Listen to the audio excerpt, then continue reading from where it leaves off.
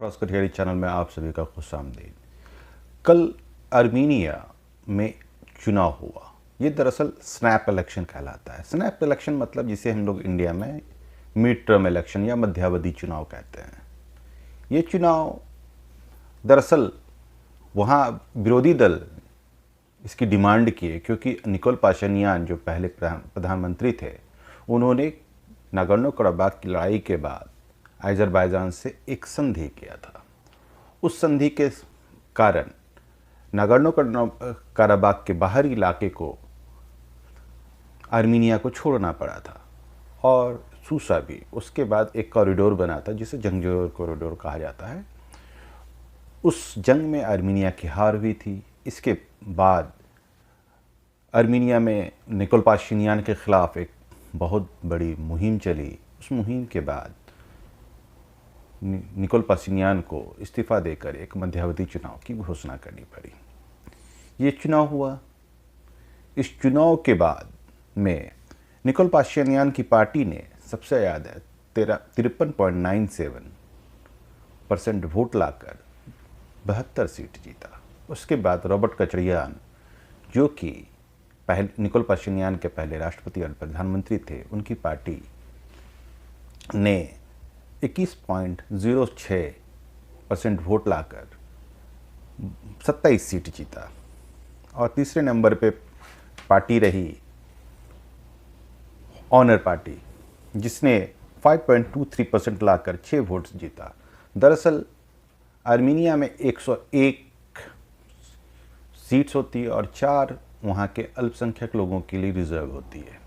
वहाँ के चुनाव के अनुसार किसी भी पार्टी को मिनिमम 5% और किसी अलायंस को 7% वोट आएगा तभी उसे सीट्स मिलेगी।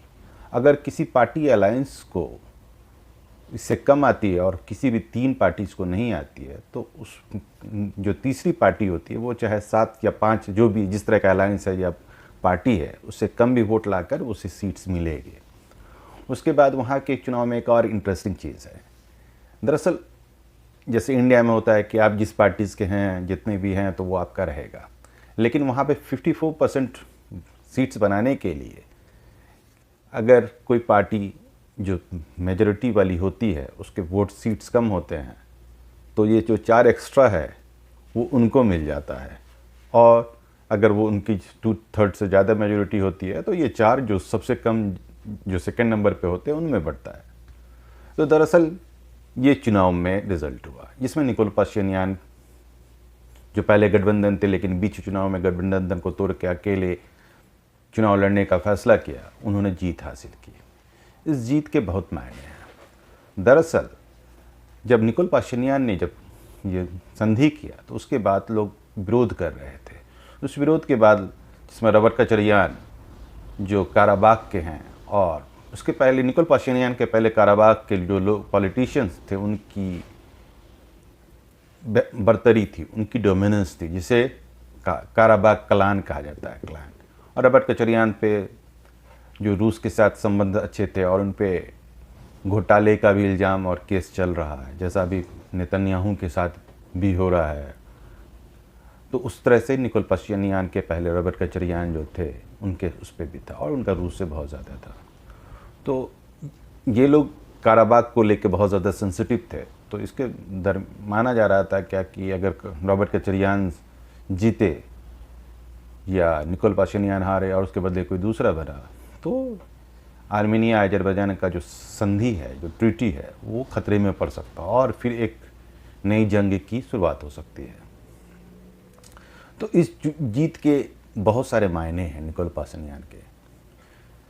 तो इसके बहुत सारे इम्प्लीकेशंस होंगे। एक तो अज़रबैजान आर्मीनिया की संधि पे, दूसरी तरफ इसी दरमियान चुनाव के कुछ दिन पहले तुर्की के प्रधान राष्ट्रपति रजब तैयब एर्दोगान जब सूसा में गए तो उन्होंने कहा कि साउथ कॉकेसस के देश मिलकर एक इकोनॉमिक पैक्ट बनाए जिसमें से 6 थे, मसलन रूस, ईरान, टर्की, जॉर्जिया, आर्मीनिया और अज़रबैजान, और आपस में व्यापार करें और इस क्षेत्र को आगे लेके जाएं। तो क्योंकि ये मामला सेटल होगा तो ये प्रोजेक्ट भी ऊपर उठ सकता है। दूसरी तरफ कई लोग इसे रूस की हार के तौर पे भी देख रहे हैं।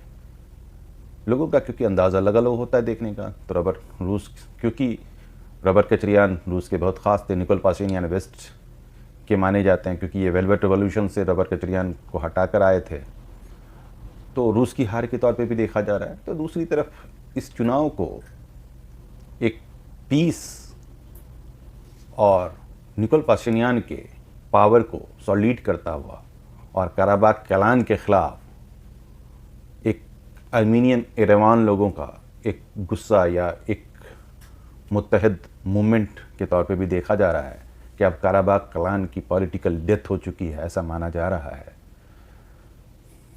और भी इसके बहुत सारे इम्प्लीकेशन हो सकते हैं, लेकिन भविष्य में क्या छुपा हुआ है ये तो वक्त आने पे पता चलेगा।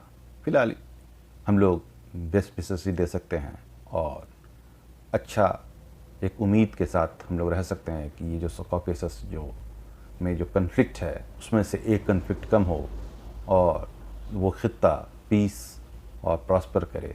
और किसी भी खित्ते के प्रॉस्पेरिटीज़ में सबसे बड़ा इकोनॉमिक डेवलपमेंट होता है, और आर्मीनिया को जो आइसोलेशंस है जो वो कम हो, और आर्मीनिया जो उसकी इकोनॉमी बहुत ज़्यादा कम हो गई है क्योंकि उसका एक तरफ से अज़रबैजान है, एक तरफ से टर्की है, दोनों तरफ से बॉर्डर उसकी सील है।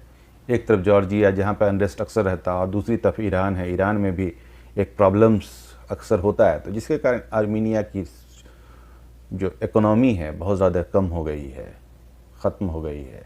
और आर्मीनिया पहले रूस से है और उस बॉर्डर्स पे है, तो जिसके कारण आर्मीनिया उधर से जो रूस से भी नहीं कर सकता। तो उम्मीद करते हैं क्या कि ये जो कुछ ना कुछ सेटलमेंट करेगा, आर्मीनिया आइसोलेशन से दूर होगा और एक पीस प्रॉस्पेरस की तरफ बढ़ेगा।